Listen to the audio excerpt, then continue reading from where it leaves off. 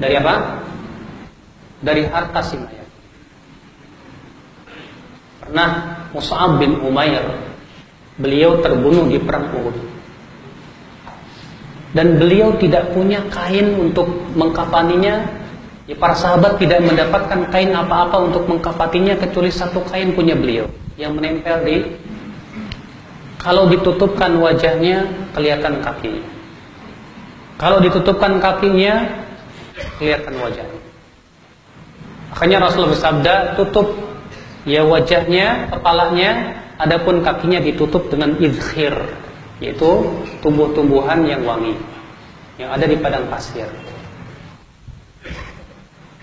Berarti Mus'ab bin Umair di sini, ikhwatul Islam azani Allah, ya dikafankan dengan satu helai. Dan ini yang wajib. Namun yang sunnah adalah 3 helai. Dan ingat ya akhi, memang sebagian ulama ada yang membedakan wanita dan laki-laki. Adapun laki-laki dengan 3 helai. Adapun wanita, sebagian ulama mengatakan disunahkan 5 helai. 3 helai kain kapan dan abaya serta kerudung. Ya. Namun hadisnya dhaif. Hadisnya lemah dan tidak bisa dijadikan hujjah.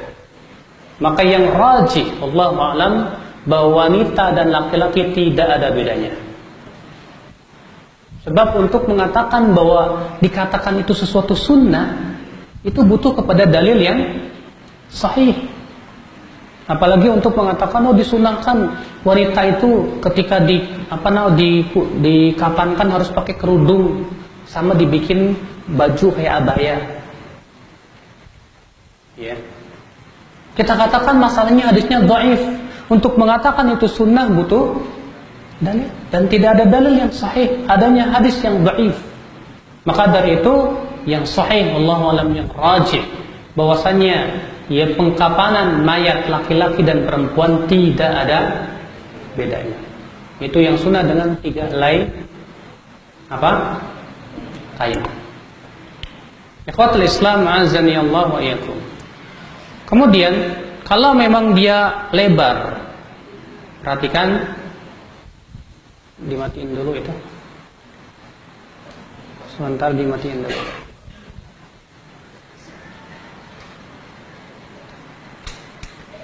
Ya. Perhatikan, ini misalnya 3 kain ya. Kalau misalnya kainnya lebar seperti ini, cukup kita tumpuk-tumpuk aja 3 kain.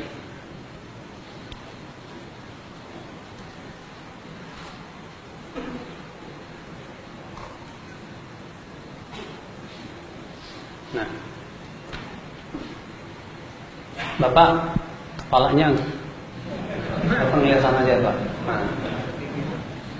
Lihat ini tiga kain kan? Ya.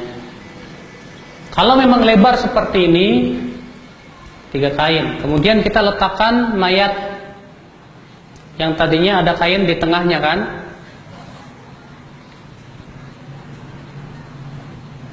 Begitu kan?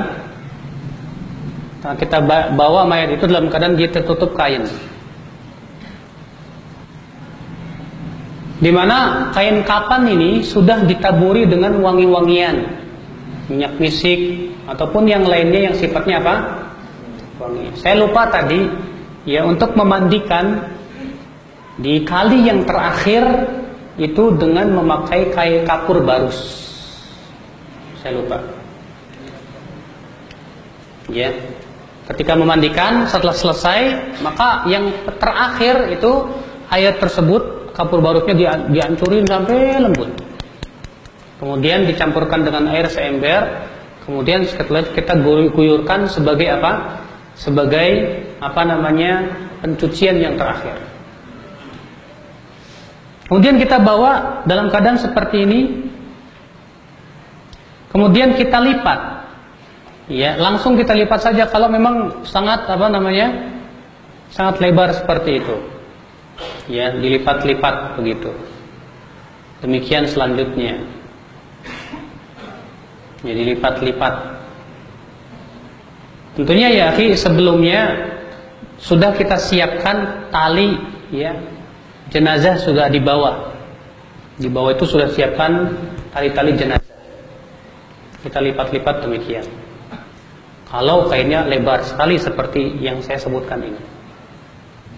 Tapi kalau kainnya seperti di Indonesia, untuk kain kapan itu biasanya lebarnya paling 90 cm atau kurang, nggak sampai, ya. Maka bisa kita bentuk supaya terlipat semuanya, ya. Misalnya kainnya cuma segini,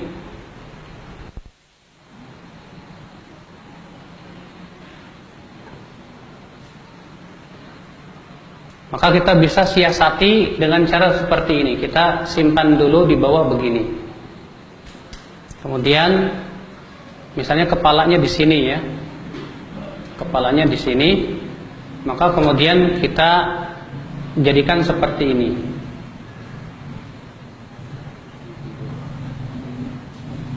Ya. Bentuknya jadi seperti ini. Kelihatan nggak? Iya. Iya, jadi segitiga, di mana kakinya di sini, kepalanya di bawah di sini. Kalau ternyata kainnya itu tidak mencukupi seperti yang saya sebutkan tadi. Tapi kalau kainnya mencukupi, maka pada waktu itu cukup dilipat-lipat saja. Iya. Kemudian ikhwatul Islam azani Allah wa iyyakum, hendaklah kain kapan yang digunakan untuk mengkafani mayat kain yang tidak terlalu mewah dan tidak terlalu jelek. Akan tetapi pertengahan antara itu. Ya. Akan tetapi pertengahan antara itu.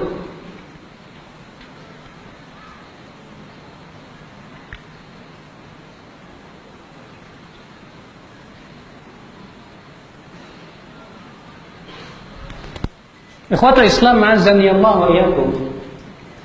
Ketika mayat sudah kita simpan di atas kain kapan, tentunya kain kapan tadi sudah dibubuhi oleh minyak wangi.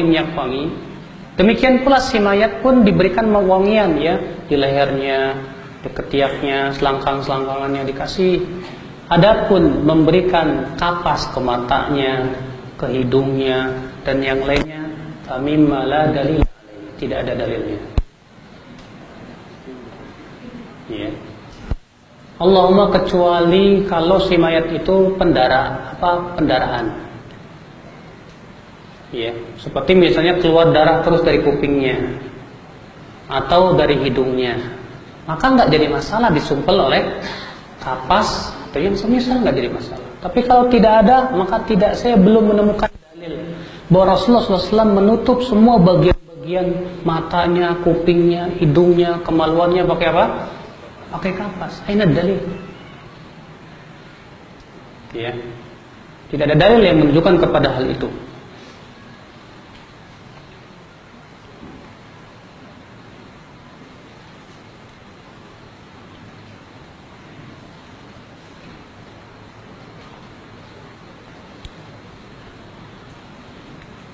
Baik ya akhal Islam azani Allah wa iyyakum. Sekarang kita masuk ke ahkamus shalah al janaiz. Setelah selesai kita kapankan, ya, kita masuk kepada hukum mensolatkan mayat. Dan mensolatkan mayat hukumnya fardu kifayah. Atas pendapat yang sahih dan yang rajih. Rasulullah SAW bersabda, "Man syahidal janazah hatta yusalla 'alaiha falahu qirat." Waman syahida hatta tudfan falahu qiratan. Siapa yang menyaksikan salat jenazah, ya maka ia dapat 1 qirat. Dan siapa yang menyaksikan sampai dikuburkan, maka dia mendapatkan 2 qirat. Dan 1 qiratnya itu sama dengan 1 gunung yang besar. Ya. Ini menunjukkan keutamaan dan menguburkan mayat. Kemudian ikhwan Syarat sholat mayat, yang pertama niat, ya. Yang kedua menghadap kiblat. Yang ketiga menutup. Yang keempat suci, ya. Baju membuat.